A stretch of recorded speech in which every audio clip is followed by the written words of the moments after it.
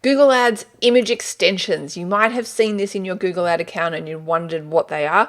In this video, we're going to talk about what exactly they are. I'm going to show you how they look in a search ad and the requirements for them and exactly how you can implement it in your ad account. So let's go do this right now. Okay, welcome to the Teach Traffic YouTube channel. If you like this video, don't forget, hit that thumbs up icon. All right, let's talk all about image extensions. As you can see here, I've gone to google.com. I did a quick Google search for Dentist Bondi, and the ad that's shown up here has enabled their image extensions here. It's questionable whether it's a good image. I personally think they could have chosen a better image, but it shows you what it looks like in action. In most cases, when you do choose a good image, you do see an improvement in your click-through rate, which leads to a good quality score. Everybody's happy, Google's happy, you're happy with reduced cost per clicks. So I highly recommend implementing image extensions where appropriate. I also did a quick Google search on the requirements for these image extensions. They're called image assets.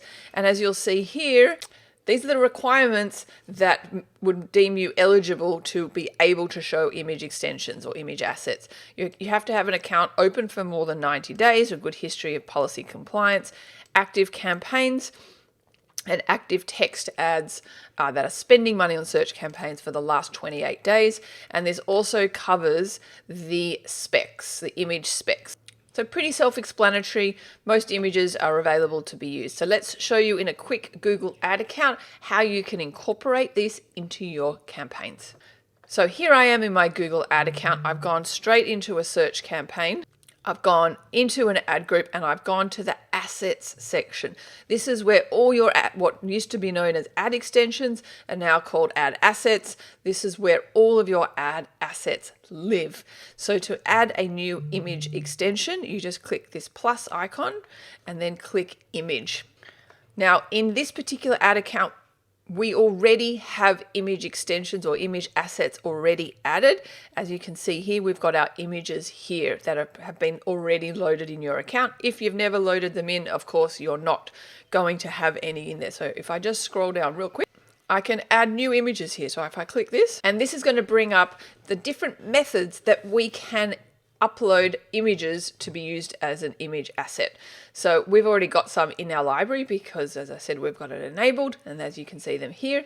So you can either upload here from your computer, Google Drive, or from Dropbox, or alternatively you can click website or social, and you can put in your URL of your website, obviously, and it will scan your website and basically pluck images from your website, and you choose which ones that you want. Okay, so it's pretty easy to incorporate the images. I'm just going to close this. And once you've uploaded or selected, you'll see them here, and then they will be incorporated as an image extension or an image asset in that particular campaign or that particular ad group, depending on what you've selected. To see the performance and the data associated with these image extensions, you just change the date range to whatever time period you want to look at.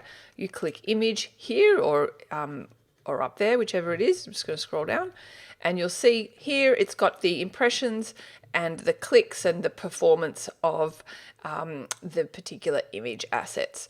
So there you have it. That's how easy it is to incorporate image extensions or image assets into your search campaigns. Definitely recommend you doing it. It will improve your click-through rate and hopefully improve the performance, but obviously only choose a relevant image. If you like this video, don't forget, hit that thumbs up icon, subscribe to my channel. Thanks for watching.